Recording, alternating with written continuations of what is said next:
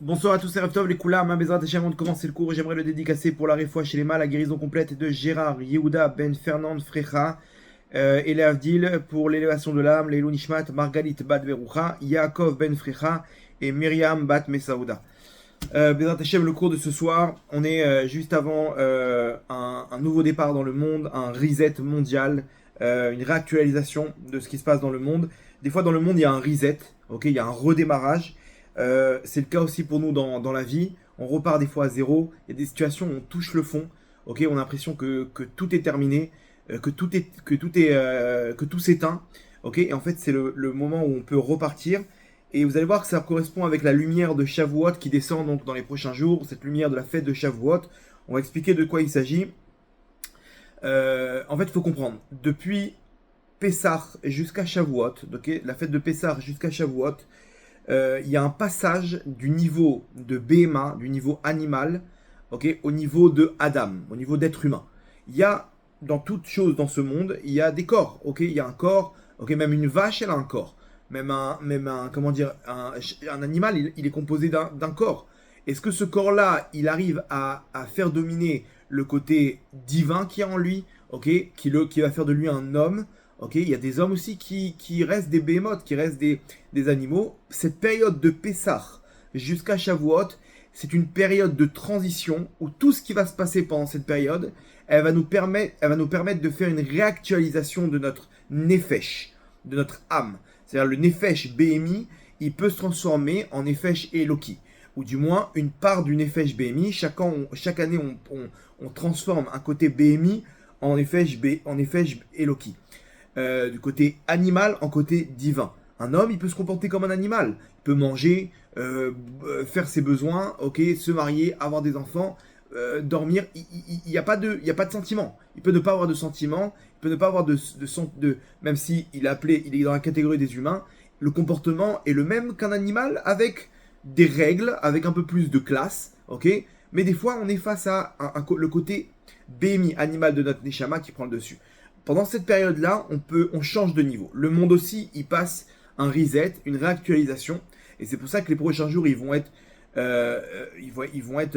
comment dire, très importants par rapport à la Géoula. Et il risque de se passer des choses parce que là, on a travaillé depuis Pessah, ok, fin de Pessah, la guerre s'est arrêtée. Et là, on a travaillé jusqu'à Shavuot. Et ça devrait repartir par rapport à la lumière qui descend, par rapport à cette réactualisation. À Pessah, on amène un sacrifice, une offrande, un korban séorim, d'orge. L'orge, faut comprendre que c'est considéré, en tout cas à l'époque, c'était considéré comme machal behema. C'est la nourriture qu'on donnait aux animaux. Ok, quand tu veux nourrir tes animaux, tu donnes de l'orge. Tu te coupes de l'orge et tu leur donnes à manger avec de la paille, etc. C'est avec ça qu'ils se nourrissent le bétail. Arrivé à Shavuot, ok, on va offrir un korban Chitim. Korban Chitim, c'est une offrande de blé. Le blé, c'est ce qu'on mange nous, c'est avec ça qu'on fait du pain, etc. Pour nous dire, nos sages nous disent que de Pessah jusqu'à Shavuot, on passe du niveau de BMA, d'animal, au niveau de Adam. On arrive à faire cette transformation, ok, et on arrive à annuler ce côté animal qui est en nous, ok, et on est dans une période de reset. Reset, c'est-à-dire réactualisation de notre neshama, ok. Il y a une avodat amidot terrible. Ok, c'est pour ça qu'on doit lire les maximes des pères, on doit travailler sur nos traits de caractère, la colère, les trucs, les machins. Il y a une période qui est pas simple du tout, ok. Et vous allez voir, c'est expliqué par rapport à ce qui se passe sur le plan spirituel cette période, ok. Et on va essayer de comprendre comment ça marche, ok. Comment ça marche, ok.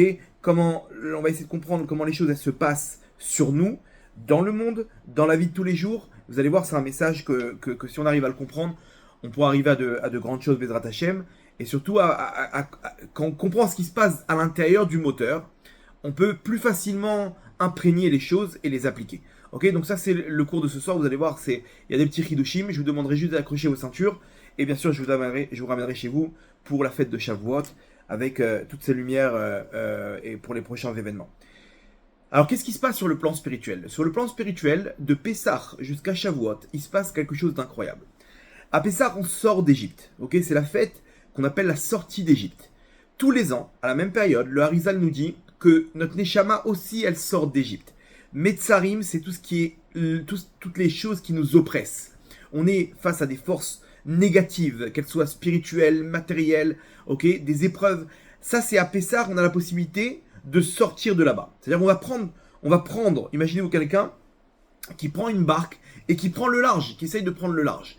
Ok, il est pas encore sorti d'affaire. Il n'est pas arrivé sur la terre ferme. Il a pris le large, il a quitté l'Égypte. Ok, mais il y a des vagues qui peuvent le ramener. Et tant qu'il est en plein milieu de l'océan, à quoi ça sert? Il est toujours pas, il est sorti d'une épreuve, mais il est dans une autre épreuve maintenant. Ok, Shavuot, c'est la terre ferme. Shavuot, on a terminé, on a reçu la Torah, et là, on rentre dans notre nouvelle vie. Ok, on prend cette lumière, tout ce qu'on a construit. Ok, on a construit un bâtiment, on peut rentrer dans le bâtiment. Quand est-ce qu'on est dans le bâtiment? Après Shavuot. Quel bâtiment tu as construit? Ça, c'est chacun d'entre nous de Pessah jusqu'à Shavuot. À Pessah, on te laisse pas, avant Pessah, on te laisse pas construire. T'as pas encore les autorisations. Il y a les forces du mal qui sont là, qui t'empêchent de faire ta mission sur terre. Hachem, à ce moment-là, le soir de Pessah, par l'intermédiaire de la Haggadah, tout ce qu'on mange là-bas, la matzah, les verres de vin qu'on boit, tout ce qui se passe pendant cette soirée, on fait descendre une quantité de lumière tellement grande qu'aucune force du mal ne peut s'approcher de nous. C'est-à-dire qu'on est libre. Ça y est, il n'y a plus personne, prends ton embarcation et pars. Puis, prends le large. Donc c'est le moment où la lumière elle est tellement grande que les forces du mal ne peuvent plus toucher à un seul juif. Dans le monde, il y a une force, c'est l'El Shimurim. L'El Shimurim, c'est cette force qui revient tous les ans à la même période. Okay, et pourquoi Hachem il a mis une si grande quantité de lumière? Parce que nos sages nous disent que le Harizal nous dit que s'il avait envoyé une petite quantité, selon nos efforts, on travaille, on fait des actions et on reçoit en retour de la lumière. Cette petite quantité de lumière, elle aurait été absorbée par la quantité de force du mal qu'il y avait à ce stade de l'exil en Égypte. Ils sont arrivés à un niveau de force du mal, on n'aurait pas pu sortir, encore un petit peu on n'aurait pas pu sortir. Donc là, t'envoies une petite lumière, non seulement ça suffit pas, mais en plus elle va servir aux forces du mal pour nous asservir encore plus. Donc là, il fallait envoyer une bombe atomique. Donc c'est ce qui s'est passé, cette lumière elle descend. Mais cette lumière-là, on l'a pas méritée, elle est venue d'en haut, cadeau du ciel. On a fait des petites actions, mais c'est disproportionné par rapport à la lumière qu'on reçoit. À la fin de Pessah, cette lumière, elle s'en va. À la fin du premier jour de Pessah, cette lumière, elle s'en va d'un coup. On se retrouve, spirituellement parlant, sans aucune lumière. C'est une période terrible. Alors comme il y a la lumière de la fête de Pessah jusqu'au 7e jour, on sent pas trop la différence. Mais après, jusqu'à Shavuot, c'est une période qu'on appelle de din, de rigueur.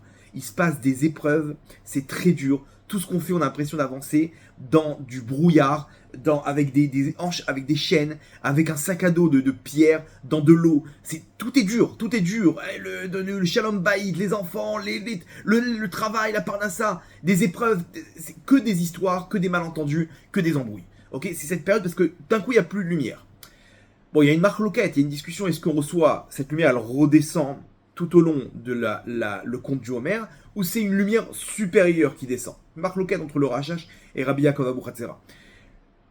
Quoi qu'il en soit, ou cette lumière elle redescend, ou une lumière encore plus grande.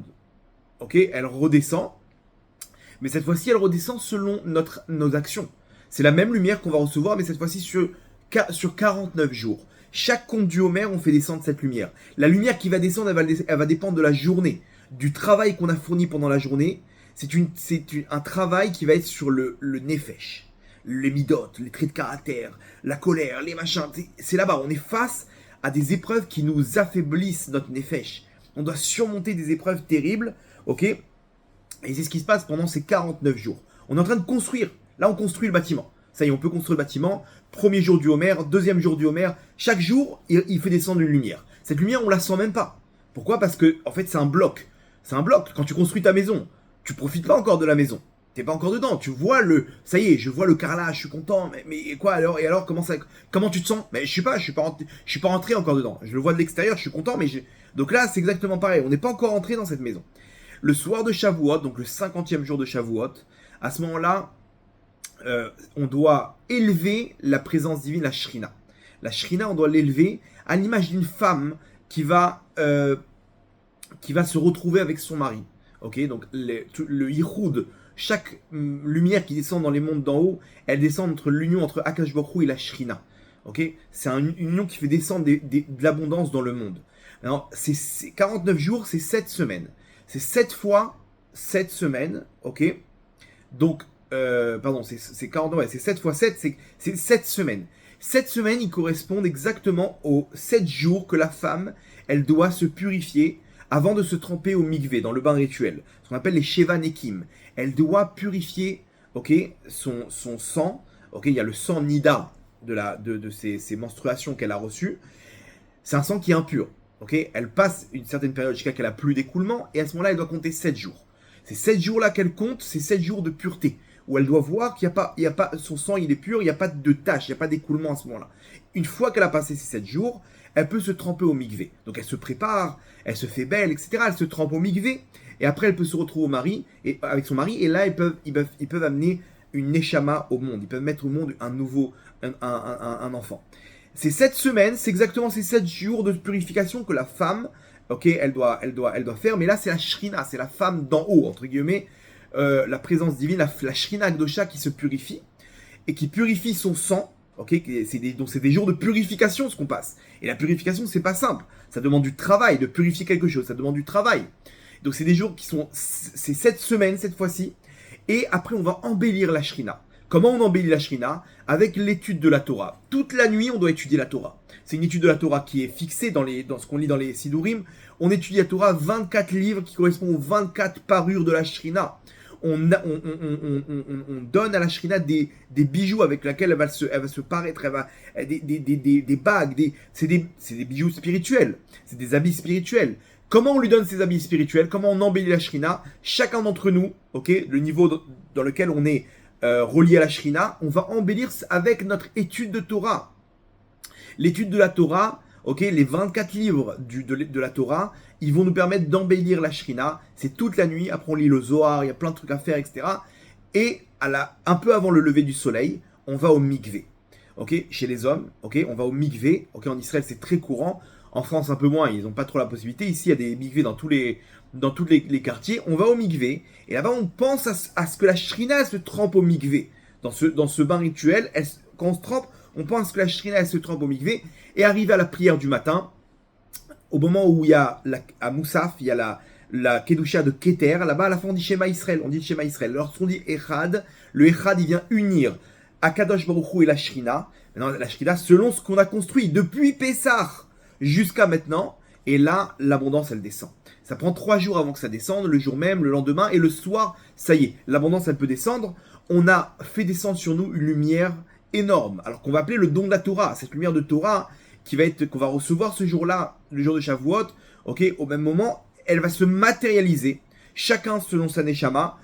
Donc, presque le surlendemain de Shavuot, on commence à rentrer dans notre maison. Tout ce qu'on a fait depuis Pessah, ok, on avait les niveaux à l'intérieur, excusez-moi, animal dans notre neshama, on les a transformés en recevant la Torah. Cette Torah, elle a fait de nous un être humain.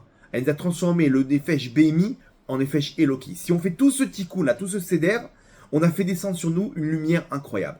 Mais pour ça, il faut ces jours de tahara, de pureté, ok, où on doit purifier le nefesh behemi, le côté animal qu'il y a dans notre âme. Et ça, c'est ce qu'on fait tout au long des 7 semaines. On doit se purifier. Cette purification, elle est très dure.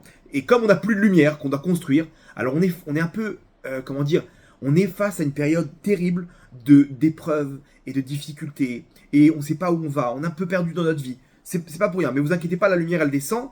Et on va tout recevoir en bloc le jour de Shavuot. Donc c'est un jour qui est extrêmement important parce qu'on reçoit cette lumière. Mais pour recevoir cette lumière, il faut annuler le côté BMI, le côté Nefesh BMI. Ok. Et ce Nefesh-là, comment on l'annule? C'est tout ce qu'on a passé jusqu'à maintenant. Le Nefesh BMI, il est où? Il est dans quel endroit? La Torah nous dit qu'il y a Adam ou un Nefesh. Le sang d'une personne, c'est le Nefesh. Le sang d'une personne, c'est le Nefesh. Vous allez comprendre comment ça marche. C'est-à-dire que dans le sang, en fait, spirituellement, s'habille notre Nefesh. Ok, il y a Nefesh, Ruach, Neshama. Nefesh, c'est le plus petit niveau de l'âme. Il y a le Nefesh Behemi, il se trouve dans le sang. Adam ou un Nefesh. D'ailleurs, c'est la raison pour laquelle ils ont dû, selon le sang simple, enterrer Rachel lorsqu'elle a accouché de Binyamin. Elle est morte. Elle a succombé lors de l'accouchement. Elle a mis fin à ses jours. En même temps qu'elle a donné la vie à Binyamin, elle est morte elle est morte de ses blessures de l'accouchement qui était terrible pour elle. Elle a perdu trop de sang. Et donc, ils ont dû l'enterrer sur place. Sur le sang simple, Pourquoi tu l'enterres sur place? Pourquoi Yaakov il décide de l'enterrer sur place? Prends-la, tu l'enterres dans la ville, elle est en pleine nature. Selon le sens simple, comme le Nefesh, elle a perdu beaucoup de sang, une partie de son âme, elle est ici sur la terre.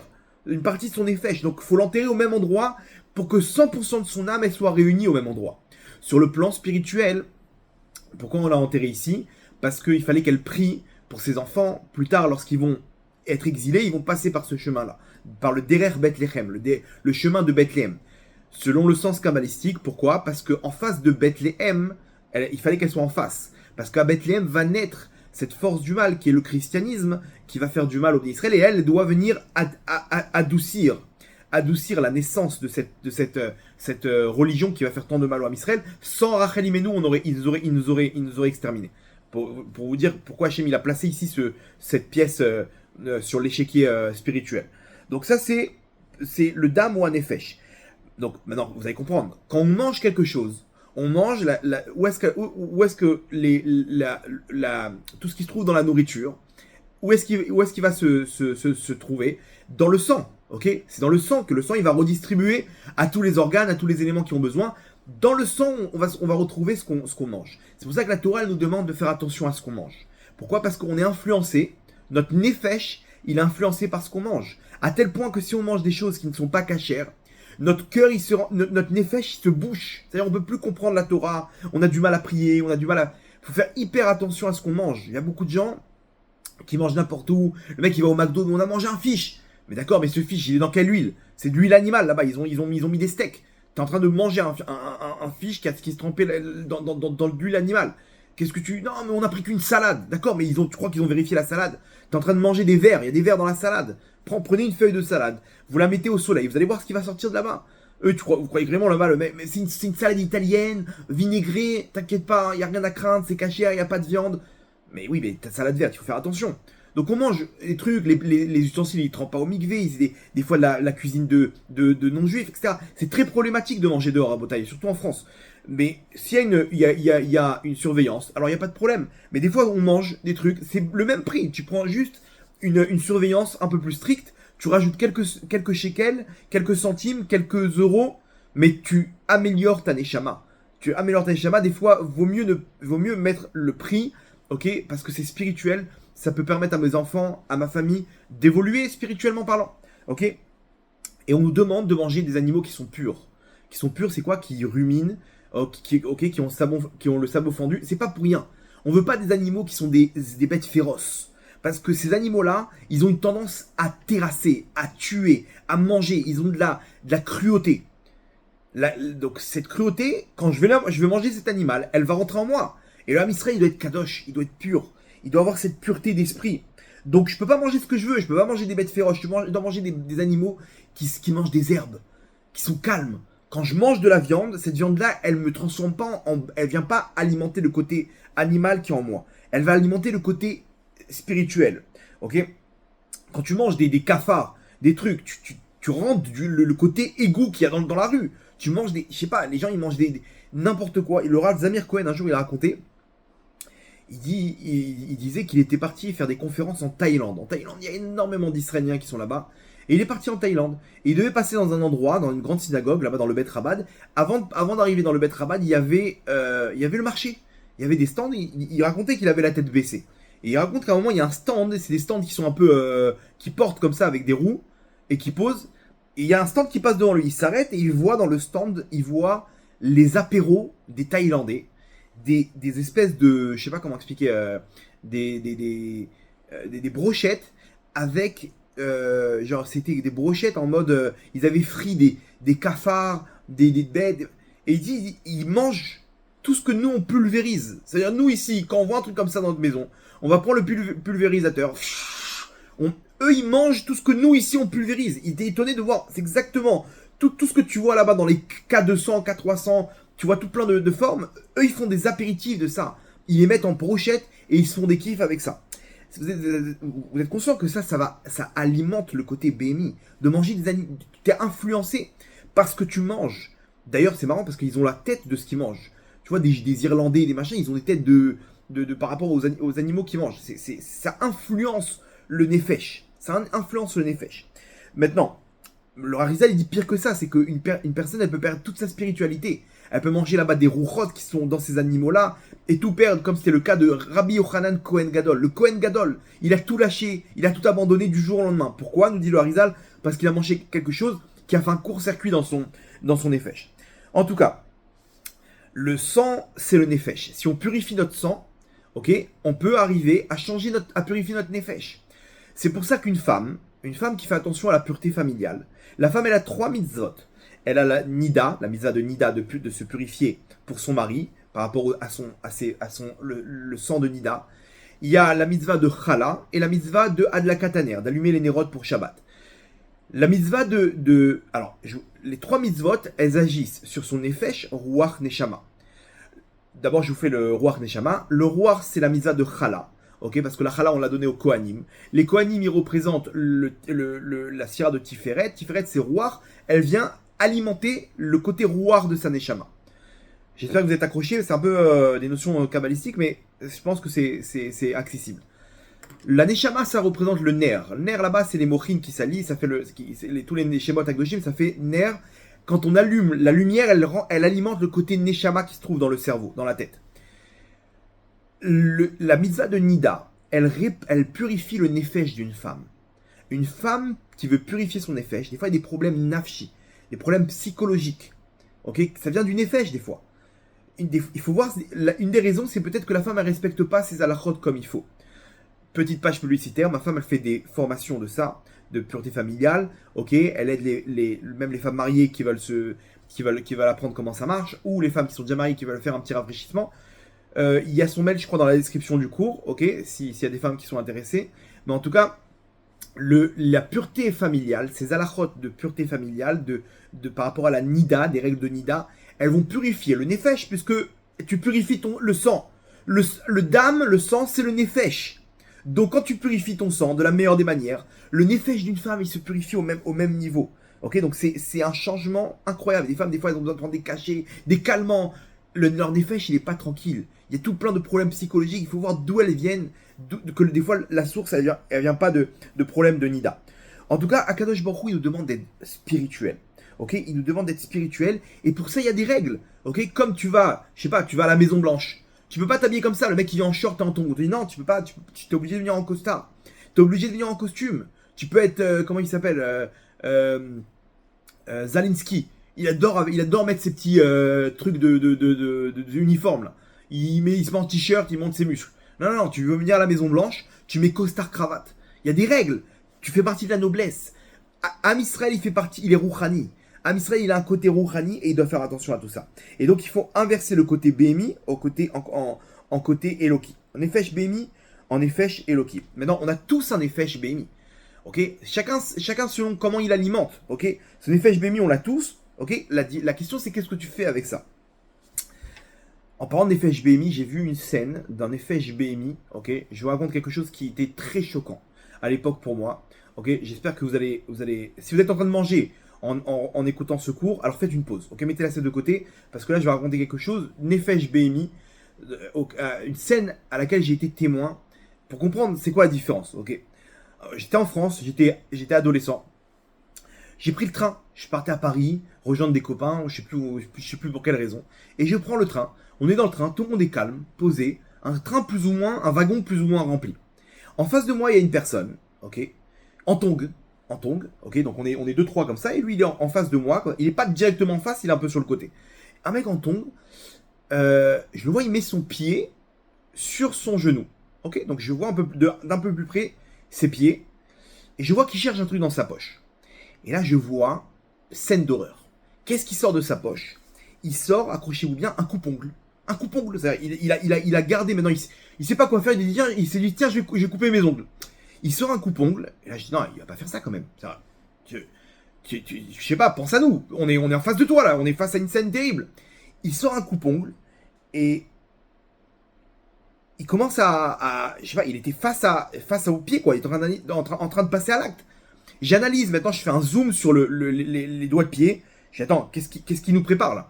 Et je vois, excusez-moi c'était pas des ongles blancs, quoi, des ongles pédicurés, ce que vous voulez. C'était des ongles Hachem Yirachem. C'est-à-dire c'est une personne, on a l'impression qu'il est habitué à marcher en tongs, voire pieds nus. Ces ongles, ils étaient pas top. Ils étaient pas top, c'était des champignons radioactifs. C'était, je veux pas vous dire la couleur, mais c'était pas blanc du tout. Et je le vois qui commence à passer à l'acte. Il attrape l'ongle. Maintenant, alors je vais expliquer. Il y a deux façons de couper un ongle. Il y a quand tu coupes un ongle, tu coupes d'abord une première partie.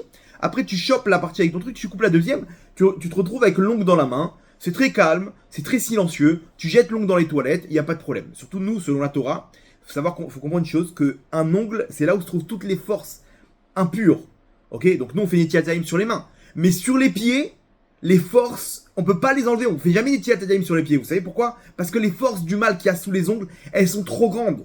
Le seul moment où on peut le faire, c'est où, à l'époque du Beth Amikdash, les Kohanim, là-bas, la force, la Gdusha du Beth Amikdash, on peut faire Netilat, on peut verser de l'eau sur les pieds et purifier les pieds, les forces du mal qu'il y a sous les ongles, ou, nous dit le Ben Ishraï, si quand on se lave à l'eau chaude, l'Irvot Shabbat Kodesh, ou au mikvé, ou dans la douche, quand on fait ça l'Irvot Shabbat Kodesh, il faut penser que l'eau chaude qui va sur nos pieds, elle purifie nos pieds. Donc pour la force du Shabbat, ou la force du Beth Amikdash, c'est elle qui peut purifier les forces du mal qu'il y a sous les ongles. Maintenant, donc soit tu fais ça en silencieux, ok, soit tu fais ça en mode ressort. C'est-à-dire le mec il attrape l'ongle et c'est un bras de fer, il tire et l'ongle il part. Ça vous est déjà arrivé ça? Où tu t'appuies et l'ongle il est parti, tu sais même pas où il est parti en mode ressort, tu es en train de le chercher. Maintenant, il faut absolument pas marcher sur un ongle. Ça endommage la neshama. Il faut balayer, si vous le trouvez pas, vous balayez tout le coin, même si vous le trouvez pas, et c'est bon, on a affaibli la force de l'ongle. Une femme enceinte qui marche sur un ongle, elle peut perdre son enfant. Imaginez-vous à quel point, jusqu'où ça va. Maintenant, je vois, son ongle, il est sec. Ça veut dire que c'est pas un ongle qui va se tordre qui va épouser la forme du coupe-ongle. En gros, quand il va couper l'ongle, il va partir. Je me dis, waouh, j'ai fermé mes yeux. Et là, j'entends le clac, le clic là. Donc, vous connaissez le clic de l'ongle? Clic. Et je vous explique. L'ongle, il a cogné la vitre. Ok? On dirait il y a une balle qui est partie. Ça, c'est parti comme ça. Tout le monde a sursauté, on n'a pas compris. Et là, les gens, ils se retournent vers la scène. Ils passent au deuxième ongle. Et les gens, ils les voient, ils commencent à reculer un peu d'un pas. Tac! Poum! Ça part comme ça. Une femme, elle a poussé un cri. Elle ne savait plus où se mettre. Comment vous expliquer? Et le mec, il est en train de nous braquer. Il est avec son pied en train de nous braquer. Il lui reste 8 cartouches. 8 cartouches. Et il est là. Tac! Tac! Ça part dans tous les sens. Ok? Il y avait un mec, un bon français comme ça, un Guillaume comme ça, il était très propre, très soigneux. Il était en train de manger un sandwich. Il était en train, je vous explique, il a rentré le sandwich au fur et à mesure comme ça. Il pouvait plus manger le mec. Il s'est dit un nom qui va frapper. Une femme, elle prend un nom comme ça, Rabotaille. C'est sur 3 générations, ils sont stériles, je crois. Imaginez-vous, je vous explique, c'était dur à voir. Une scène, moi j'étais en apnée, j'étais en face, j'étais en apnée, je voulais plus respirer. Je me suis dit, ça y est, c'est terminé. Même le schéma Israël, j'ai même pas pensé. Je voulais sauver ma peau. C'était une attaque d'ongles. On a eu en Israël des attaques de missiles. Là, c'était une attaque d'ongles. Le mec, il a fini le travail. C'est terrible. Akadosh Baruch Hu, il veut pas de choses comme ça. Vous comprenez que retiens-toi, frérot, retiens-toi. Tu peux pas faire ça t'arrives chez toi, tu fais ce que tu veux. Il y a du monde autour de toi, je sais pas, un minimum. On est un peu de. Même les gens autour, ils ont compris. C'est-à-dire, il y a des niveaux de bémiout, Ça, c'est histoire. Que je vois où il veut qu'on soit spirituel. Une fois, le Rav Ben David, il racontait, il a fait une escale dans un pays d'Amérique du Sud. Il devait aller au Panama, il se retrouve dans un pays d'Amérique du Sud, inconnu au bataillon. Il arrive là-bas, il attend 2-3 heures comme ça pour prendre son vol. Il arrive pour prendre le vol et il voit un couple qui le regarde, qui l'observe. Il l'observe et il le regarde de la tête aux pieds. Il dit, qu'est-ce qui se passe? Il y a un problème. Non, lui, il est en mode rave, chapeau, machin. Il va vers eux, il dit, peut-être qu'il y a un truc qui va pas. Et en plus, lui, il veut faire attention au Kiddush Hashem. Peut-être que, qu'est-ce qui se passe? Il dit, tout va bien, je peux vous aider, vous cherchez quelque chose, il y a quelque chose qui va pas. Il dit, non, tout va bien. Vous êtes parfait. Il dit, pourquoi il essaie de creuser pour. Vous cherchez quelque chose, il y a quelque chose qui vous intéresse chez moi? Qu'est-ce que. Je vois que vous êtes attentionné. Il dit, non, monsieur le rabbin, on vous dit la vérité. On a commencé depuis peu de temps à étudier le Tanakh, la Bible. On a étudié la Bible, on se renseigne sur la Bible, on a étudié ensemble, on approfondit. Et là, c'est la première fois de notre vie qu'on voit un juif, un rave, quoi. On a lu là-bas il lui dit, mais c'est quoi le problème? Il a dit, parce qu'on a lu que c'était les juifs, c'était les fils de Dieu. Donc là, on est face à le fils de Dieu. On est en train de regarder, qu'est-ce qu'il a? On est en train d'observer, quoi. C'est comme tu vois une star, il est, quoi, mais finalement, il mange comme nous, il marche comme nous. Ils étaient choqués, ils se sont dit, on a face à nous le fils de Dieu. Bné Elohim, c'est des Bné Elohim. C'est comme ça qu'on doit voir l'histoire. Hachem nous demande d'être Eloki, Rabotai. C'est ça ce qu'un juif c'est ça ce qu'un juif il doit arriver. Alors maintenant, comment le faire? Comment arriver à transformer? Et vous allez comprendre pourquoi on a vécu tout ça pendant cette période, toutes ces malentendus, toutes ces galères, toutes ces humiliations, tous ces embrouilles. Comment arriver à transformer le Nefesh Behemi en Nefesh Eloki? Comment on fait ce reset là, ce reset intérieur, cette réactualisation de notre Neshama? Est-ce que vous savez ce que c'est une saignée? À l'époque, dans la médecine, elle était très simple. Il n'y avait pas d'antibiotiques. Quelqu'un qui était malade, qui avait un virus, on lui faisait une saignée. Akazat dam, la kiss dam en hébreu. Qu'est-ce qu'on faisait? On lui prenait, en fait, on lui sortait du sang. Une grosse quantité de sang. Le mec, il était alité pendant 2 jours après. Il était hyper faible, alité. Et en fait, son corps, il fabrique du sang. Comme ça, il pensait à l'époque. Hein. Il fabrique du sang. Et le sang, il est nouveau. Il est plein d'anticorps. Il est plein de trucs. Et donc, il peut surmonter à la maladie. Donc, on a vidé le sang malade pour créer un sang neuf. Et ce sang neuf, généralement, c'est comme ça qu'il pouvait se remettre à neuf. Ça, c'est à l'époque. Bien sûr, aujourd'hui, ça se fait plus, ça. Aujourd'hui, on traite avec d'autres moyens. Mais l'idée, elle est que quoi? Que tu enlèves le mauvais sang pour mettre un sang qui est en bonne santé, qui est chazak, qui est fort, qui est puissant, qui va nous permettre de nettoyer le corps. C'est exactement le même principe. Le reset qui se passe, c'est qu'on change de nefesh. On enlève le sang BMI pour mettre du sang Eloki, de nefesh Eloki. La Gemara, elle dit, écoutez bien, Kol amalbin pnei chavero, tout celui qui blanchit la face de son prochain, qui l'humilie, ok? Donc il est en mode, quand quelqu'un il est humilié, d'abord il devient blanc, après il devient rouge, violet, orange, ce que vous voulez, mais d'abord il est blanc le mec. Il est en mode, il sait plus quoi faire, la honte, ce qu'on appelle il y a des blanchiments d'argent, ok? Il y a des blanchiments de face. Quelqu'un qui humilie son prochain, bien sûr il a pas de part dans le monde futur, une personne comme ça. Qui vient, ouais, de toute façon, en public, humilier une personne en public, il n'a pas de part au monde futur, elle l'aurait là-bas, mais surtout, Keilou chauffeur d'amim, comme si qu'il a versé son sang. Enfin, je vous pose une question, attends, pourquoi tu m'as pas dit pourquoi il a versé son sang? Parce qu'il est blanc, donc il a perdu le sang, il a disparu de sa face, comme si on l'a tué, on l'a versé son sang. Pourquoi on l'a pas dit alors tué? Je crois, c'est quoi le terme Keilou chauffeur d'amim? Comme si qu'il lui a versé son sang. Pour me dire qu'il est blanc. Mais tu m'as déjà dit qu'il est blanc avant. Quand la malbine pnei chavero. C'est bon, tu m'as dit qu'il est tout celui qui blanchit son ami. Donc pourquoi tu veux me donner une autre interprétation qu'on l'a fait blanchir, qu'on l'a blanchi? Dis-moi, Keilou orgo, comme si qu'il a tué. Pourquoi nous ça vient nous dire comme si qu'on lui a versé son sang? Pour nous dire quoi? La réponse, elle est incroyable. Pour nous dire qu'en fait, quelqu'un qui a reçu une humiliation, il a perdu son sang. Keilou chauffeur d'âme. Quel sang il a perdu? Le sang BMI qu'il avait chez lui. Le côté animal qu'il avait en lui, il a disparu. Quand quelqu'un il est face à une épreuve où il doit s'annuler, maintenant je peux m'imposer. Je peux dire, ouais, pourquoi un truc, c'est la bagarre. Je peux répondre, mais je peux aussi m'annuler. On m'a humilié, et je dis rien. Là, j'ai honte, la honte, l'humiliation, l'épreuve, elle me vide de mon sang. Mais c'est pas ce sang qui part, ne vous inquiétez pas. C'est le sang BMI, c'est-à-dire le Harizal, il dit quelqu'un qui subit une humiliation, c'est le plus beau cadeau qu'il puisse recevoir au monde. Pourquoi? Parce qu'il n'y a pas plus de grande pureté pour son nefesh. Il vient de vider, il vient d'annuler complètement, comme si son sang spirituel, BMI, animal, il s'est déversé. Et là, il reçoit, à condition s'il dit rien, s'il comprend que tout ça c'est entre les mains d'Hachem, s'il comprend que maintenant il doit pas rentrer il doit pas descendre dans le côté BMI.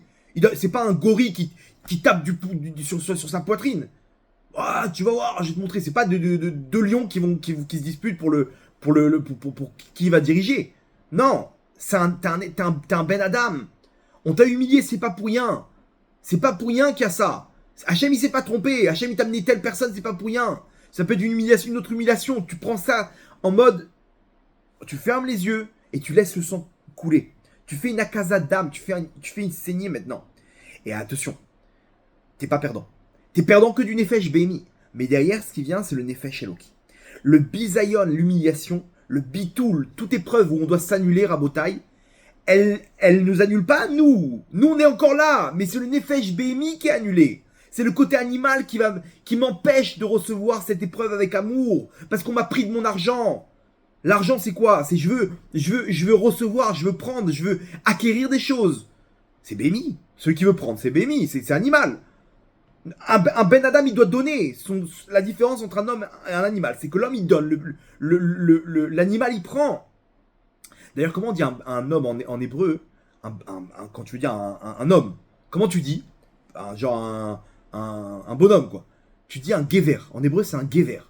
Ok? Gever en hébreu, c'est l'homme, le côté gever. En anglais, c'est quoi gever? Giver. Giver, c'est to give. Give, c'est donner. On nous met dans. Regardez comment Hachem il nous montre que gever, c'est un homme. C'est quoi un homme? Comment on voit un homme? Quand il donne, il est là pour donner. Une béma, elle est là tout le temps pour prendre. L'animal, il est tout le temps là pour prendre. Donc toi, on t'a pris ton argent, on t'a pris ton poste, on t'a pris. Si tu réagis, c'est le côté bémi qui réagit là maintenant. Mais si tu fermes les yeux, tu te mords les lèvres et tu t'annules dans l'épreuve, eh ben, tu as annulé que le côté bémi. Le côté bémi, c'est lui qui crie, c'est lui qui te déchire le ventre, c'est lui qui cette pointe dans le cœur que tu ressens, c'est lui qui te donne envie de pleurer. Mais toi, tu lui dis, stop, laisse, je veux pas. On peut le transformer en Eloki. Si on fait ça, le sang il s'en va, Bémi, le Nefesh Bémi s'en va, et à ce moment-là descend le Nefesh Eloki. C'est tout ce qui se passe pendant la Shavuot. Shavuot, on passe une période terrible. Pourquoi? Pour annuler le Nefesh Bémi. C'est un travail sur les traits de caractère. Et là descend la Torah, descend cette lumière à Shavuot. Cette lumière, elle descend que si tu as annulé le Nefesh Bémi, chacun selon son travail. Rappelez-vous le cours dernier, ceux qui ont suivi avec Eliezer. Eliezer, Abraham, il a fait une épreuve pour s'annuler. Lorsqu'il a annulé le Nefesh qui était maudit. Le côté de son âme qui était maudit, il a reçu, Bo Baruch Hashem, il a reçu la bracha, le Nefesh, le Nefesh qui vient de la Kdusha. Ok? Mais maintenant, c'est légitime. Tu peux répondre, tu peux te venger, tu peux faire tout ce que tu veux. Mais c'est pas, les midot, on t'en parle pas dans la Torah. C'est un niveau au-dessus. Tu peux garder ton Nefesh Bémi et être un bon juif. Quelqu'un qui est là pour utiliser la Torah à bon escient. Ok, j'ai donné de l'argent pour recevoir de la part d'Assa. Je donne pas mon Massa comme ça. Moi, je vais pas donner à ces barbus là. Ils ont qu'à travailler, ok. Mais j'ai entendu, le rabbin il a dit que celui qui donne le Massa il s'enrichit. Donc voilà, c'est lui qui est au centre, vous comprenez? Ça c'est BMI. Maintenant, entre parenthèses, il y a aussi l'inverse. Quelqu'un qui s'énerve, il peut changer son effet chez Loki en effet BMI. Quelqu'un qui s'énerve à tel point qu'il peut déchirer des vêtements et casser des ustensiles, il peut changer exactement il peut faire l'inverse. Lo allez-nous. En tout cas, l'épreuve, quand je m'annule, automatiquement, j'annule le Nefesh BMI pour faire descendre le Nefesh Eloki. C'est tout ce qui se passe pendant cette période. Exactement ce qui se passe dans cette période. Le Sdechemed à la Vachalom, c'est un des grands de la génération, d'il y a 2-3 générations, il était en Turquie, avec le Maham Loez, avec le Rabbi Chaim Palachi, c'était des grandes sommités là-bas en Turquie. Et lui, il raconte comment il est devenu, il a atteint tous ces niveaux. Il était à la Yeshiva, il étudiait la Torah. C'était un bachour classique. Il ne comprenait pas trop l'étude de la Torah. Il était vraiment prière, etc., mais sans plus. Il priait pour étudier la Torah, il priait pour comprendre, il pleurait à Hachem. Mais bon, il restait en moyen, la moyenne, quoi. Et un jour, il a eu une humiliation, il était à la cantine. Il était avec son repas, il a reçu une humiliation devant tout le monde. Il raconte, il dit, j'étais pas blanc, j'étais transparent, tellement que j'avais honte. Bon, l'autre il a pas fait exprès, le mec, etc. Il était face à une épreuve où il prenait son assiette, il la mettait dans la tête du mec en face de lui. Il dit j'ai eu une épreuve de colère tellement grande que je croyais que j'allais perdre connaissance. Son cœur, il commence à battre. Et il dit, j'ai baissé les yeux, je me suis annulé, et je suis parti. Je suis parti. Il dit, en plein milieu, je suis sur la route en train de partir, je sens une lumière me pénétrer. Et il dit, depuis ce jour-là, j'étudie la Torah, tout ce que j'étudie, je retiens, je comprends. Je prie et je sens une autre prière. Je finis d'étudier, j'écris des Hidushim. Il écrit des livres sur livres sur livres, des cahiers de Hidushim. Et il est devenu cette sommité, le Sdechemet, des livres d'Alachot. Comment il est devenu comme ça? Comment il est devenu une sommité? Comment il est devenu un grand tzaddik, Rabotai? Il a annulé le côté BMI. Alors il a tout concentré. Cette épreuve-là de colère qu'il a eue, elle lui a permis de changer son ADN. Il a changé son ADN, Rabotai. Mais alors comment arriver à s'annuler?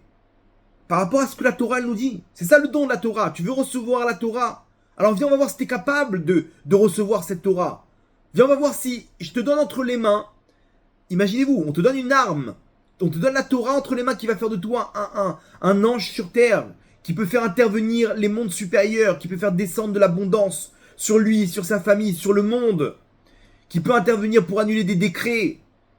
Qui peut, grâce à la Torah, changer la nature. Qui peut faire des miracles. Qui peut... On te donne entre les mains un avion de chasse. Viens, on voit si t'es fidèle. Viens, comment tu réagis quand tu t'énerves. Comment tu réagis dans les midot, dans les traits de caractère. On voit comment maintenant la Torah, elle te met face à une épreuve. Une épreuve terrible. La Torah, elle te dit d'aller à droite, mais toi, tout ton Nefesh Bémi t'amène à gauche. Comment t'annules le Nefesh Bémi? Quand tu vas à droite, malgré tout.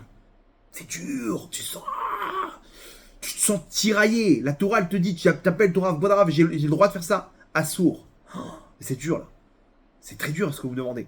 C'est comme ça, j'ai un élève, il m'a appelé cette semaine. Une épreuve à, je sais pas, peut-être 20 000 euros. Il me raconte l'histoire et tout. Il me dira, dites-moi la vérité. Je lui dis, ça sent le vol, ton histoire. Il m'a dit, ok, c'est bon. Il m'a dit, c'est ce que j'avais besoin d'entendre. J'avais besoin d'entendre, il m'a dit, c'est horrible pour moi. C'est très dur. Je voulais me voiler la face. J'en ai parlé avec ma mère. Ma mère, elle me dit non. Elle me dit, attends, mais je l'ai basé, j'ai pas voulu continuer. Mais là, je reprends mes esprits, ok? J'ai besoin d'entendre de votre bouche. J'y vais ou pas? Je le fais, je peux. Je dis, vas-y, envoie balader tout de suite. Fais-le. Il m'a dit, ok, il a raccroché, il était chaud, mais il était face à une épreuve où il voulait pas voir ce que la Torah elle disait. Jusqu'à qu'il a dit, non, stop. Je me mets face à ce carrefour. Il a entendu la voix, tac, il a pris. Il a réussi son épreuve. Une épreuve terrible. Vous croyez quoi, qu'il est perdant? Il est perdant. Le Nefesh BMI, il est perdant du Nefesh BMI. Alors qu'Apara, mais là, il a récupéré de la spiritualité. Des fois, ça peut se matérialiser avec un enfant de sadique. Et Hachem, peut-être, grâce à ça, il va décréter qu'il va recevoir une richesse. Il va devenir riche. Quelques années plus tard, je lui dis, tu vas rigoler de cette épreuve. Tu vas revoir cette épreuve, je dis, waouh, en fait, c'est une épreuve. Cette épreuve-là, elle te rentre la lumière de la Torah. Elle te rentre le côté Eloki à l'intérieur de toi. C'est ça ce qu'on reçoit à Shavuot, Rabotai. Chacun d'entre nous, il va recevoir selon ce qu'il a planté. T'as planté un petit peu, tu reçois ce que tu reçois. La Torah, elle rentre à l'intérieur de toi, elle change ton ADN. Elle te change, elle change le côté Bémi en côté Eloki. C'est comme ça que ça marche, Rabotai. Écoutez cette histoire. Une histoire, mais terrible. A priori. Un Rav, il raconte, il faisait une conférence au Mexique. Et là-bas, ils vont en Israël. Il y avait des Israéliens. Ils vont en Israélien. Donc c'était pour les Israéliens. Il y a un Israélien qui rentre. C'était un séminaire. Et il écoute le cours de Torah. Il va voir le Rav. Il lui dit, voilà, Rav, je veux faire tchouva. Je sens à l'intérieur de moi, ça brûle. Là, j'ai entendu exactement ce que je devais entendre. Je veux faire tchouva, comment ça marche. Le Rav, il lui dit, tu fais quoi? Raconte-moi, etc.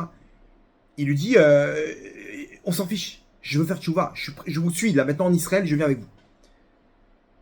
Il dit quoi? Tu veux pas... Non, je peux pas rentrer chez moi, je reste ici, je vous suis. Vous allez où?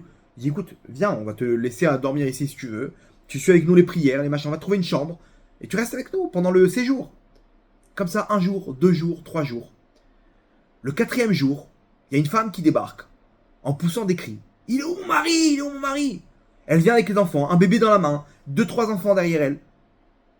Et là, d'un coup, le Rav, il voit la scène. Il voit cette femme se diriger vers cet Israélien. Et lui dire, mais t'es où? Elle parle en espagnol. Il se fait insulter dans tous les sens. Et lui, il a la tête baissée. Il attrape, il lui dit, tout va bien, qu'est-ce qui se passe? Il essaie d'intervenir, il y a une dispute maintenant. Tu m'as pas dit que t'étais marié. Et ta femme, tu l'as prévenue, qu'est-ce que... Il dit, mais Kvodrav, elle est Goya, elle est pas juive. Je sais pas comment lui dire. Je sais pas, il faut que je sais pas quoi faire. Je dois la quitter, je dois faire quoi? Le Rav dit, ok, là c'est notre histoire. On se calme, ok, il les prend dans une chambre, il les prend comme ça, dans un truc. Et il lui dit, écoute, faut que tu expliques à ta femme. Il lui dit, ok, Godard, laissez-moi quelques minutes, je vais lui expliquer. Et il lui parle en espagnol. Il lui explique l'histoire. Et elle pleure. Et elle lui fait comprendre, mais quoi, tu vas nous abandonner? Et il se retourne à le Rav, il dit, Rav, qu'est-ce que je fais? Le Rav, j'ai entendu de sa bouche raconter l'histoire. Il dit, qu'est-ce que vous faites quand il vous pose une question pareille? La Torah, elle dit, tu ne peux pas te marier avec elle. Alors qu'est-ce qu'on fait? Je vais abandonner une femme et des enfants. Elle est en train de pleurer, tu vois une femme en train de pleurer. Tu vois un bébé, tu vois des petits enfants, 2, 3 ans, 4 ans. Les Israéliens, ils sont très émettes. Ils ont la mesure de vérité. Il dit, Kvodarav, dites-moi ce que je dois faire. Je payerai ce que je dois payer. Ok, je divorcerai, je paierai la pension. Je m'en fiche, je travaillerai deux jobs s'il faut. Mais je veux servir Hachem. Il dit, écoute, il faut voir peut-être ta femme si elle veut se convertir, mais c'est sûr qu'entre-temps, la seule possibilité, c'est qu'elle se convertisse. Mais là, entre-temps, tu peux rien faire avec elle. Tu dois te séparer d'elle. Il dit, je lui envoie la bombe nucléaire, quoi. Je lui dis, ok, Kvodrav, j'accepte. Il dit, vous pouvez me laisser seul avec elle? Et il entend des cris à travers la pièce, il entend des pleurs et des machins. Il dit, je suis parti et j'ai levé les yeux vers le ciel et je dis, Hachem, pourquoi tu fais des situations comme ça? Pourquoi tu lui fais faire tchouva maintenant? Pourquoi il raconte le Rav, il dit, je sais pas quoi faire de ma vie. Je lui dis, mais il dit, mais qu'est-ce que je lui dis à cet homme-là? Qu'est-ce qu'on dit à cette femme? C'est inhumain. Et là, il s'est ressaisi, il a dit, top, la Torah le demande. Quoi, moi, je suis plus miséricorde qu'Hachem. Hachem, il a décidé que ça passe comme ça. C'est son épreuve. Pourquoi Hachem, il décide que ça passe comme ça? Il s'est renforcé. Et il dit, bon, qu'Hachem lui donne il commence à prier pour lui, pour cet homme-là. 6 ans plus tard, écoutez bien l'histoire à Botaï. Il fait un cours à Yerushalayim, dans un quartier, et il voit un homme arriver, avec une barbe, une kippa, des petites péotes comme ça. Il dit, Vaudra, vous me reconnaissez? Il va le voir à la fin du cours. Il dit, tu me dis quelque chose. Rappelle-moi d'où je t'ai connu. Il lui dit à Mexico City, on était à Mexique, il y a 6 ans, à un séminaire, j'étais comme ça et comme ça. Il dit, celui qui a quitté sa femme pour Hachem? Il dit, oui, exactement. Et le Rav, ça lui démange, il dit, mais comment ça s'est passé? C'est quoi la suite? Quand t'as quitté ta femme, qu'est-ce qui s'est passé? Ben, figurez-vous que pendant 3 mois, on était séparés. Et jusqu'à qu'elle s'est rendue compte qu'elle ne pouvait pas faire sa vie sans moi. Et elle est revenue, elle m'a dit, écoute bien, j'abandonne tout, elle avait une carrière dans tel truc, j'abandonne tout, je te suis, je veux me convertir, je veux être avec toi, je peux pas t'abandonner. On était partis pour un divorce, sa famille, ses trucs, j'étais dans une situation terrible, la justice, la police, c'est terrible. Elle a complètement changé, et aujourd'hui, écoutez bien, Kvodrav, on habite ici, pas loin de Mehacharim, et ma femme est professeure de Kodesh. Elle enseigne la Torah. Elle est professeure de Tanakh. Elle enseigne la Bible au Ham Israël. Une Mexicaine qui était là. Le Rav, il a dit, waouh. Il s'est mis à pleurer, à fondre en larmes, le Rav. Il dit, mais regarde la grandeur de la Torah. Si maintenant on avait eu de la pitié pour toi, on avait dit, bon, attends, peut-être reste un peu avec elle, doucement, machin. Elle aurait vu son mari dans la poche. Elle aurait jamais voulu se convertir. Et lui, il serait... Combien il va avoir de motivation pour ça? Pour tout quitter? Au bout d'un moment, il aurait les forces du mal, elle aurait fait tomber. Il aurait replongé le mec. Là, il a été strict. Et finalement, c'est ça qui a amené sa femme. Il a ramené toutes ses étincelles dans la Kedusha. Et sa femme, elle se retrouve maintenant à enseigner la Torah. Aux Bnot Israël. Aux filles d'Israël. Mais regardez l'histoire. Donc, il ne faut pas voir qu'une partie du film. Il faut voir la fin du film. À la fin du film, comment ça se termine. Comment Akol les Tova. T'as écouté la Torah. Tu t'es annulé. Ah, c'est du vol, c'est du truc. Tu t'es annulé pour le Shabbat, tu t'es annulé pour la tsniout, a priori, t'es perdant, a priori. Mais à la fin, tu seras jamais perdant. Parce que t'as annulé en fait le Nefesh Behemi. Sur ça, t'es perdant. Sur le Nefesh Behemi. Mais sur le Nefesh Eloki, t'es gagnant. C'est ça ce qui se passe, Rabotai. C'est ça le fait de s'annuler. Quand on s'annule, on annule le Nefesh Behemi.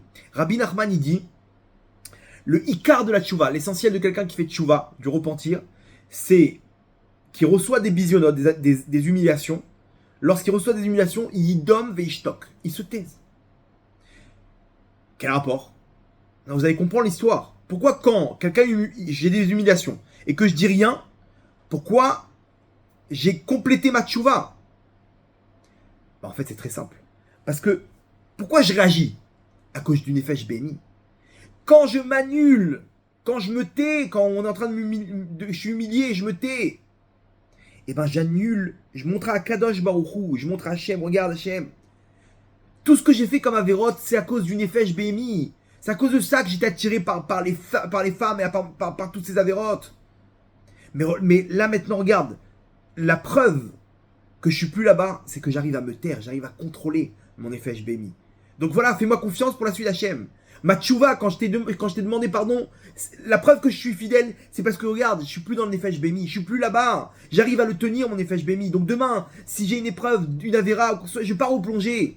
Et le Rambam dit, celui qui se retrouve face à une avéra, alors, et qui replonge pas, ça veut dire que sa tchouva, elle a accepté. Donc là, le fait que tu as accepté l'épreuve, ça montre que tu vas pas retomber dans une faute, donc ta tchouva, elle est validée. Imaginez-vous la force de ces paroles de Rabbi Nachman. C'est exactement ce qu'on est en train d'expliquer. Le Rama il dit une chose incroyable. Il dit quelqu'un qui reçoit une humiliation, qui met ses sentiments de côté, maintenant vous comprenez, son Nefesh Behemi de côté, tout ce qu'il prie, il peut le recevoir. Pourquoi, nous explique le Ramak? Parce que il y a un système dans les mondes supérieurs. La lumière d'Hachem, on la capte par rapport à des sphirotes, les 10 sphirotes, les 72 noms d'Hachem, les partsoufim, il y a entre guillemets des sentiments d'Hachem, des règles. Quand toi tu mets tes sentiments de côté, il n'y a plus de règles. Hachem met ses sentiments de côté. Il met tous les partsoufim de côté, il met toutes les sphirotes de côté, il met les ab, shemot akdoshim de côté, il met les lev netivot achorma, tout ce qu'il y a là-bas dans les mondes d'en haut, il met tout de côté Hachem. Pourquoi? Parce que toi, c'est ce que tu as fait en bas. Et tout ce qui se passe, c'est mesure pour mesure. Ça, c'est exactement ce qui se passe, Rabotaï, lorsqu'on s'annule. T'as annulé le côté Bémi, tu reçois la lumière. Là, vous allez comprendre au niveau du Ham Israël. Ham Israël, lorsqu'il a reçu la Torah, on l'a reçue sur le mont Sinaï. Nos sages posent la question dans Agmara, pourquoi tu appelles ça le mont Sinaï? Ça s'appelle le mont Chorev, le Har Chorev. Ok? C'est écrit dans la Torah, le Har Chorev, pourquoi tu l'appelles le mont Sinaï? Pour nous dire qu'au moment où ils ont reçu la Torah, au même moment est descendue la haine des peuples pour le Ham Israël. Pourquoi? Quel rapport? Donc maintenant vous avez compris pourquoi Sinaï, c'est la haine, c'est Sina. Sinaï, c'est ma haine. Pourquoi? Parce que quand j'ai reçu la Torah, au même moment, la haine des peuples envers le Ham Israël, elle est descendue. Et pourquoi? Quel rapport avec la Torah? Et là, c'est très simple. Parce que la réponse, elle est pourquoi j'ai reçu la Torah? Parce que je me suis annulé pendant toute cette période, depuis que je suis sorti d'Égypte. Donc j'ai reçu la Torah. Quand j'ai annulé le côté Bémi pour recevoir la Torah, le côté Eloki. Cette Torah, elle doit être hors la Goïm. Elle doit être une lumière universelle pour tous les peuples. Mais cette lumière, qu'est-ce qu'elle montre au peuple? Elle montre la morale. La morale, pour y arriver, il faut s'annuler. Tu peux pas aller avec n'importe quelle femme, frérot. Tu peux pas manger ce que tu veux. Tu peux pas tuer une personne. Tu peux pas tromper ta femme. Tu peux pas faire l'adultère. Il y a des. Mais attends, mais on a tous une maîtresse, un truc. Vodara, c'est quoi? Vous êtes religion la Torah. Moi, j'y dois tous. C'est connu quoi. Chacun, dès qu'il y a un côté Bémi qui se réveille, toi, tu lui montres, tu lui donnes une responsabilité. Tu lui montres le fait de s'annuler. Tu l'imposes en fait. Tu lui montres le chemin. Tu lui donnes une. Donc qu'est-ce qu'il fait? Il veut pas s'annuler. Donc il y en a, bon, Hachem, il y a parmi les peuples du monde des tzadikim, des justes, qui ont compris cette lumière, qui l'intègrent, qui veulent l'appliquer. Mais l'autre partie, comment ils esquivent tout ça? En montrant combien le Ham Israël, il est immoral. Tout le temps, il y a une nouvelle excuse. Parce que moi, le Ham Israël, il me donne une responsabilité de m'annuler. Je dois m'annuler maintenant. Je dois annuler le côté Béma qui est en moi. Animal. Mais si je montre que lui-même, il est animal, le Ham Israël, donc c'est bon. Ah, tu vois, finalement, ils sont comme nous. Donc ça m'enlève toute responsabilité. Les peuples du monde, pour s'enlever toute responsabilité, qu'est-ce qu'ils vont faire? Ils vont montrer combien le Ham Israël, il est immoral. Et donc, c'est ça la haine qu'ils ont. La haine, c'est... Toi, tu m'imposes des choses maintenant. À cause de toi, je suis obligé de faire des choses. J'ai pas envie de travailler. Donc j'ai de la haine contre lui. C'est comme le premier de la classe. Si tout le monde a une mauvaise note, le prof, il peut dire, bon, bah écoutez, je crois que je vous ai mal enseigné. Je vous laisse un rattrapage. Mais s'il y a un petit groupe là-bas devant qui ont des 16 et des 17 sur 20, alors nous, on est en l'air. On est au fond de la classe. Par contre, si on dit, attends, oh, il a triché là-bas. Pourquoi il a eu 17 sur 20? Parce qu'il a triché. Ok? Donc et à cause de lui, on est en train de tout perdre. Donc nous, on veut te montrer, vous comprenez la haine d'où elle vient. C'est pour ça qu'on appelle Arsinaï. Parce qu'au même moment est venue la haine. Maintenant, remarquez bien, toutes les générations, il y a tout le temps une nouvelle excuse. Aujourd'hui, les manifestations pro-palestiniennes, c'est quoi? C'est la haine, mais non, on va pas te dire la haine des Juifs. On va te dire, à cause de ce qu'ils ont fait pour les Palestiniens. C'est la cause palestinienne. Ok, mais pourquoi pour d'autres peuples vous n'êtes pas réveillés? Non, parce que là-bas, c'est des porcs. Voilà, regardez les Tzal, ce qu'ils ont fait. Et là, il y a un Charles Anderlin qui arrive et qui montre comme ça une vidéo. Et là, il y a tel truc, et tel, et France 2, et France 3. Et pourquoi vous faites tout ça? Non, voilà, regardez, ils sont immoraux. Regardez ce qu'ils font sur les Palestiniens. Mais c'est pas la cause palestinienne. La palestinienne, pourquoi? Parce qu'avant, c'était quoi? Bah, c'était Mein Kampf. Mein Kampf, il a tout un livre pour expliquer pourquoi. Et avant ça, c'était quoi? Bah, c'était les pogroms. Là. Ah, les juifs, ils mangent, ils boivent le sang des chrétiens. Des bébés chrétiens. Ah, pogrom dans tous les sens. L'inquisition, c'était quoi? Non, attends, tu vas pas accueillir les juifs qui ont crucifié. Qui l'ont crucifié. Tu les accueilles en plus. Il faut les chasser. Il faut les tuer. Il faut les convertir. Chaque fois, il y a une nouvelle excuse. Alors maintenant, la Torah nous dit non, c'est pas qu'il y a une nouvelle excuse, c'est qu'ils veulent cacher la haine. Il y a un seul sentiment, c'est la haine. Alors vous pouvez y aller. Il n'y a aucun problème. On n'est pas à ce niveau-là. On n'est pas à ce niveau-là. On n'est pas au niveau où on descend là-bas. Eux, ils veulent rester là-bas. Restez là-bas. Vous voulez évoluer, on est là pour ça. Vous voulez continuer à nous pointer du doigt, faites-le, mais on va pas rentrer dans votre jeu. Allez-y, insultez et faites vos actions, faites vos manifestations jusqu'à demain. Ça sert à quoi? On restera le même peuple, c'est à vous de voir. Donc ça, c'est l'histoire à Botaï. Maintenant, il y a une petite finesse, on va monter encore de niveau. Après le niveau d'homme, il y a le niveau de Keter. Keter, c'est la malchoute d'Hachem, la royauté d'Hachem. Un homme qui vient, qui s'est annulé, mais qui le fait pour un but spécial, il a un niveau supérieur. Tu le fais pas pour arriver à un nouveau statut dans ce monde. Tu le fais parce qu'Hachem, il t'a demandé. Tu t'annules pour Hachem. Donc là, qu'est-ce que tu fais? Tu fais que là, maintenant, c'est lui le roi. Si j'ai fait dominer la royauté d'Hachem à ce niveau, c'est très grand. Ça, c'est Shavuot. Shavuot, selon la Kabbale, c'est la lumière du Keter. La lumière du Keter de toute l'année. Keter, en hébreu, c'est la couronne. Cette couronne qu'on fait descendre à Botaï, ça se passe à Shavuot. À Shavuot, le 50e jour, c'est le 50e degré de Gdusha qu'on arrive à récupérer. Le 50e degré de Gdusha, c'est le Keter. En Égypte, c'est le 49e degré qu'on a réussi à obtenir. Ça, c'est la Torah. Il y a au-dessus de la Torah. On reçoit la Torah, mais la Torah, il faut qu'elle soit dirigée vers Hachem, vers la royauté d'Hachem, vers la couronne d'Hachem. C'est pour ça que tous les Juifs, ils ont reçu une couronne lors du don de la Torah. Et ce niveau, c'est quoi? Nous dit le Shomer Emouni, le 50e degré de Gdusha, c'est la Emouna. La Emouna. De comprendre que cette humiliation, elle vient pas pour rien. Hachem, c'est pas un bourreau, je suis pas en train de souffrir sans raison. Cette humiliation, je la prends avec joie. C'est plus je m'annule maintenant. C'est plus je m'annule. Aaron, il y a marqué qu'il va y dom Aaron, il s'est tué lors de l'humiliation qu'il a reçue là-bas. L'humiliation, il a perdu ses 2 enfants. David Amelech alava shalom, il disait quoi? Yezamerecha kavod velo idom. Mon kavod, c'est le nefesh. Mon nefesh, il va chanter, il va te louer. Velo idom, il va pas se taire. Il y a un niveau supérieur, c'est pas de se taire. Se taire, c'est le niveau dont on a parlé maintenant. Tu reçois une lumière incroyable. Il y a le niveau de te louer Hachem. Ça, c'est David Ameller. Et Shavuot, c'est David Ameller, Rabotai. Shavuot, c'est là où il est né, David Ameller, et c'est là où il est mort. Toute la royauté d'Hachem, elle est née ce jour-là. C'est on doit coller un personnage à Shavuot, c'est David Ameller, Rabotai. C'est la Emouna. Tu viens avec Emouna. Tu comprends qu'il n'y a rien au hasard, qu'Hachem il est en train de te faire la meilleure des choses. Et que si tu pouvais comprendre maintenant exactement ce qui se passe, tu serais en train de danser sur la table. Malgré les épreuves, malgré les mauvaises nouvelles, malgré les douleurs, c'est dur. Mais tu dois, Isamera Kavod. Tu dois, c'est pas de la Emouna, Rabotai, c'est encore plus fort que ça. Et la Emouna, c'est que tu crois qu'il y a quelque chose là, c'est de la connaissance. Je vis avec ça. Je vis avec Hachem. D'ailleurs, entre parenthèses, c'est la différence entre toutes les religions. Regardez comme c'est fort. Si je vous pose la question, est-ce que vous avez la foi? Est-ce que tu crois qu'il y a une terre qui s'appelle la Nouvelle-Zélande?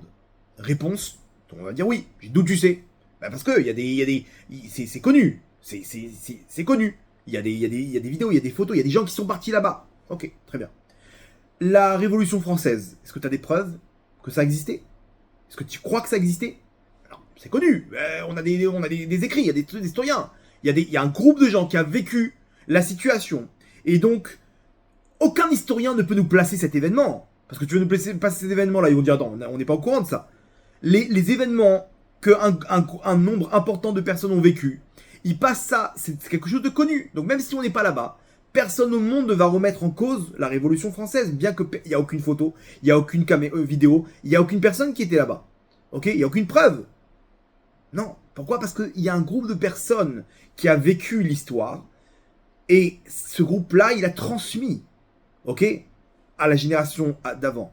Et à aucun moment tu peux rentrer une histoire comme ça, aucun historien ne peut arriver, débarquer et dire voilà, il y a eu une grosse révolution. Parce que ceux-là, ils vont dire non, mais c'est bizarre, comme on n'est pas au courant. Tu peux pas rentrer des choses pareilles.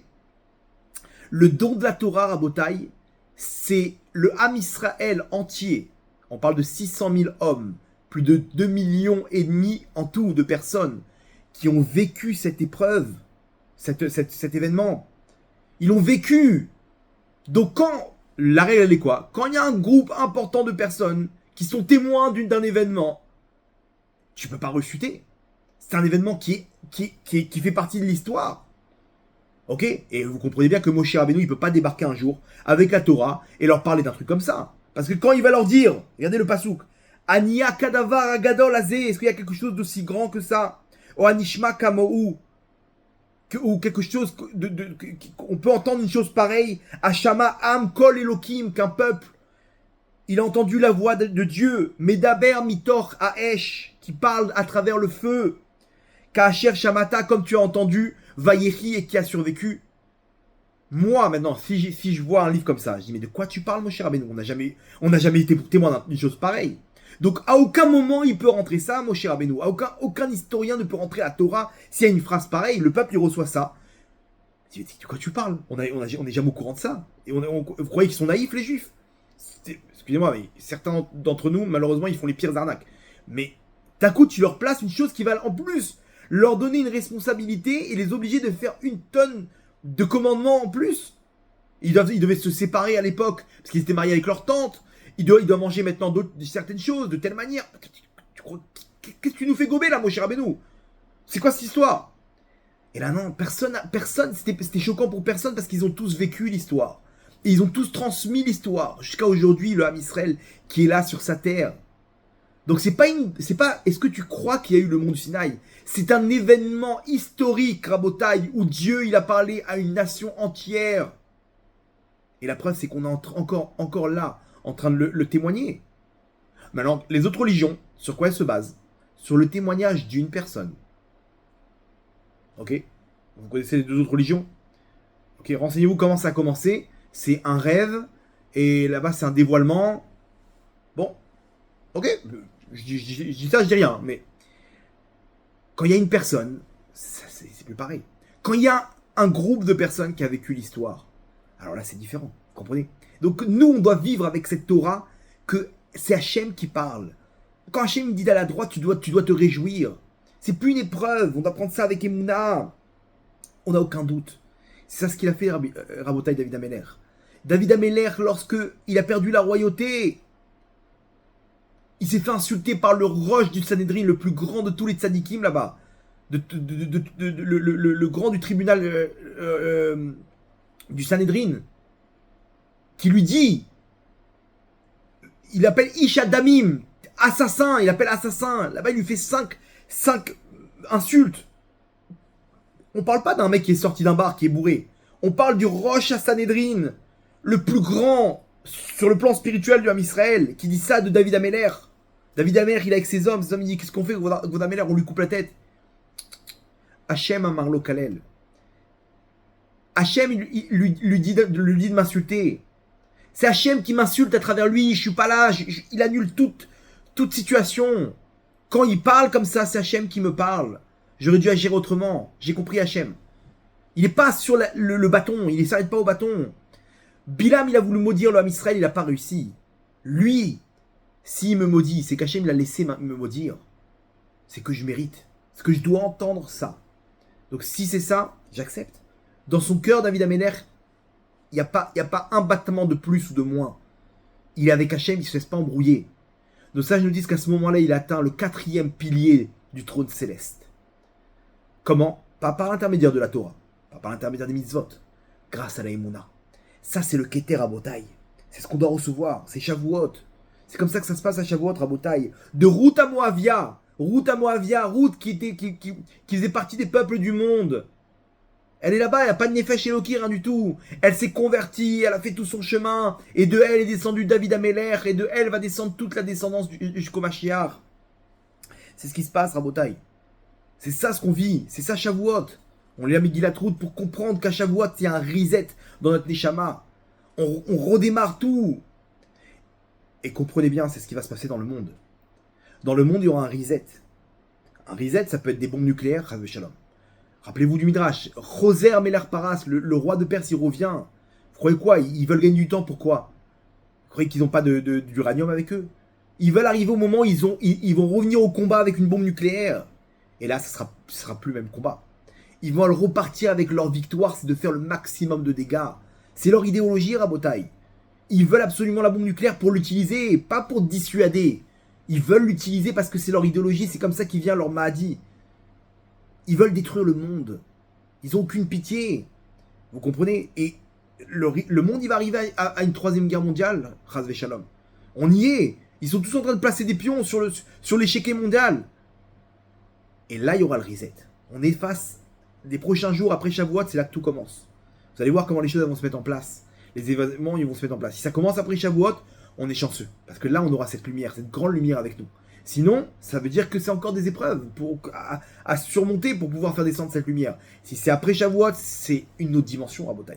C'est une autre dimension totale. C'est toute cette lumière, tout ce qu'on a subi pendant cette période qui se matérialise avec des miracles incroyables qu'il y aura. Et donc, des fois, on est obligé de passer par ce reset dans le monde pour pouvoir arriver à un nouvel ordre mondial. Il faut comprendre une chose. Aujourd'hui, ceux qui dirigent le monde, ce sont ni plus ni moins que les gagnants de la Seconde Guerre mondiale. Les États-Unis, la Russie, l'Angleterre, la France, c'est eux qui ont le droit de veto là-bas à l'ONU. Demain, la guerre de Gog ou Magog, il y aura un seul gagnant qui va remettre en place le nouvel ordre mondial. Le gagnant, ce sera Kadosh Baruch Hu Rabotai. C'est lui qui va gagner la guerre. Et à ce moment-là, c'est lui qui va diriger le monde. C'est lui qui va diriger exactement le nouvel ordre mondial. Avec un peuple qui va éclairer le monde, l'humanité. Il y en a qui seront là pour recevoir cette lumière et il y en a qui vont s'interposer. Donc là, on est juste avant un reset mondial. À nous de nous ressaisir pour recevoir cette lumière de la meilleure des manières, Bezrat Hashem. On va finir avec une histoire, si vous voulez bien. J'ai déjà raconté cette histoire, mais là, elle rentre bien dans le message de ce soir. Une femme qui a mis au monde un enfant et l'accouchement catastrophique. Catastrophique, les médecins lui ont dit, madame, vous ne pourrez plus mettre au monde, c'est terminé, ok. Il va falloir prendre des pilules. Là, vous avez failli passer, vous et l'enfant. On vous a sauvé in extremis. C'est un danger de mort, vous ne pouvez plus mettre au monde. Et elle a eu un garçon, et bon, avec son mari, ils étaient tristes. Le garçon, il grandit, et ils savent qu'ils ne peuvent plus amener d'enfant, mais bon, ils sont quand même contents d'avoir amené au monde un enfant. Cet enfant-là, il grandit, il ne comprend pas pourquoi il n'a pas de frères et sœurs. Il voit tous ses copains avec des petites sœurs, des petits frères là-bas à l'école. Et il dit à sa mère, maman, pourquoi j'ai pas de frères et sœurs? Pourquoi vous voulez pas? Sa mère dit, ah, quand tu seras plus grand, on t'expliquera. Et sa mère, tout le temps, elle, le- elle le rejette, mais au bout d'un moment, il arrive à 8 9 ans, il commence à comprendre. Et il dit à sa mère, mais maman, explique-moi, je comprends pas. Et sa mère, elle va valider, ça suffit avec ces questions. Elle-même, elle souffrait de cette situation. Ça suffit avec ces questions, stop. Bon, le soir, son père, il avait l'habitude de lui raconter des histoires. Et il lui raconte une histoire à son fils. Et son fils, il dit, papa, je peux te poser une question. Est-ce qu'on peut faire une Brit Mila le jour de Shavuot? Son père, il dit, ouais, c'est quoi le problème? Bien sûr, il n'y a aucun problème. Là-bas, on place ça après le truc. Non, parce qu'il y a la veillée, peut-être que c'est compliqué. Non, non, non. Tous les jours de l'année, on peut faire une Brit Mila, il n'y a pas de problème. Il lui explique comme ça le truc, c'est le 8e jour. Et à Shavuot aussi, il n'y a aucun problème, ça ne repousse pas la Brit Mila. Ok, d'accord. Pourquoi tu poses la question? Non, comme ça. 2 3 jours après, sa femme, elle appelle son mari en panique. Il faut que tu rentres à la maison. Il faut que je te parle, je suis pas bien. Elle lui dit, quoi, tout va bien? C'est urgent, urgent, urgent. Ok, il rentre, et sa femme lui dit, elle lui montre un test de grossesse. Elle lui dit, je suis enceinte. Comment c'est possible? Avec la pilule, il y a une chance sur. Je dis, quoi, alors quoi? Ils sont partis voir les médecins. Le médecin, il en est hors de question. Vous pouvez pas amener au monde, vous êtes en danger de mort. C'est impossible, vous êtes obligé d'enlever cet enfant. Quoi, on peut pas enlever un enfant, mais est-ce qu'on peut prendre le risque? Mais vous voulez mourir? Vous êtes sérieuse ou quoi, madame? Mais bon, il pleure et il pleure. Il dit, mais pourquoi Chim nous fait cette épreuve? Bref, bon, ils prennent rendez-vous pour enlever l'enfant. Et là, le père, il dit, c'est bizarre. Il dit à sa femme, il dit, mais il m'a posé la question quand je lui ai raconté une histoire. Il m'a dit, est-ce qu'il peut avoir une Brit Mila à Shavuot? Pourquoi il me pose cette question? Il attrape son fils, il dit, je t'en prie, tu peux me raconter pourquoi tu m'as parlé de la Brit Mila? Il dit, pourquoi tu parles de Brit Mila? Il dit, non, parce que je veux que maman, elle tombe enceinte. Ok, qu'est-ce que tu fais pour ça? Tu pries? Mais attends, s'il prie, ça change tout. Et ouais, bon, c'était différent. Il dit, bon, dis-moi, raconte-moi. Il dit, mais papa, tu me grondes pas, hein, je t'en supplie. Il dit, bon, vas-y. Il dit, regarde, papa, un jour, tu m'as raconté une histoire que celui qui arrive quand il reçoit une humiliation, à ne pas répondre et à pardonner ce qu'il prie, il peut recevoir. Et bien, figure-toi que tel copain, à la cantine, il m'a pris le bro il y avait de la grenadine là-bas, il m'a versé sur moi. J'étais tout rouge. Tout rouge. Tout le monde, toute la cantine en train en fou rire. Et moi, je suis là. Et j'ai envie de lui envoyer un coup de poing. Et là, je me suis rappelé de ton histoire. J'ai dit non. Je suis parti en courant dans un coin. Et j'ai pleuré, pleuré, pleuré. Et là, j'ai levé les yeux vers le ciel. J'ai dit Hachem, mon papa, il m'a dit que si je pardonne, et que la prière que je demande, elle est acceptée. Donc, Mahoul, je le pardonne. Et je te demande une chose, je veux un petit frère. Donne-moi un petit frère, je t'en supplie, Hachem, donne-moi un petit frère. Donc voilà, j'ai prié. Maintenant, j'ai fait mon calcul. Et je vois que ça tombe à Shavuot. Je me dis, non, comment on va faire la Brit Mila? Je vois que 9 mois plus tard, c'est Shavuot. Donc je voulais savoir si c'était bon, c'est tout. Voilà, voilà l'histoire. Le mari, il retourne voir sa femme, il dit, attends, là, ça change la donne. Il a fait descendre quelque chose de grand. Ils vont voir le Rav Kanievski. Ils demandent au Rav Kanievski, est-ce qu'on a la permission d'aller jusqu'au bout, vu la situation? Le Rav leur dit, vu que l'enfant, il a prié, vous pouvez aller jusqu'au bout. Le médecin, mais vous êtes fous! Signez-moi la décharge. Il signe tous les papiers, des milliers de papiers. Et il lui annonce, la femme, la grossesse, elle se passe bien. Il lui annonce, c'est une césarienne. On est obligé de faire sous forme de césarienne, sinon c'est impossible. Ok, alors on fixe une date. Ils arrivent à l'hôpital pour l'accouchement, et là, il y a une équipe de médecins, des experts de plusieurs hôpitaux, des trucs, des machins. Le père et le fils, ils sont là dans la salle d'attente avec un livre de Teilim. Et le médecin, il sort. Le médecin, il sort et il regarde l'enfant et il dit, dis-moi, c'est à cause de toi qu'on est. J'ai entendu dire que c'est à cause de toi qu'on est tous là. Le petit dit, ouais, peut-être. Il écoute bien. Il y a des risques, des très gros risques. On ne sait pas où on va là maintenant. On ne sait vraiment pas où on va. Apparemment, c'est à cause de toi qu'on est tous là. C'est toi qui as fait descendre ce petit enfant. Donc, je te conseillerais de continuer à prier. D'accord? Pour que tout se passe bien.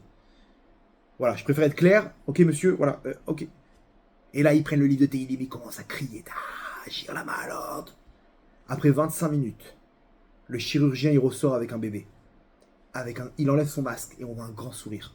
Ça s'est très bien passé. Vos prières, elles sont incroyables. Incroyables. le bébé est en bonne santé, et je vous dis encore mieux. Je vais vous dire encore mieux.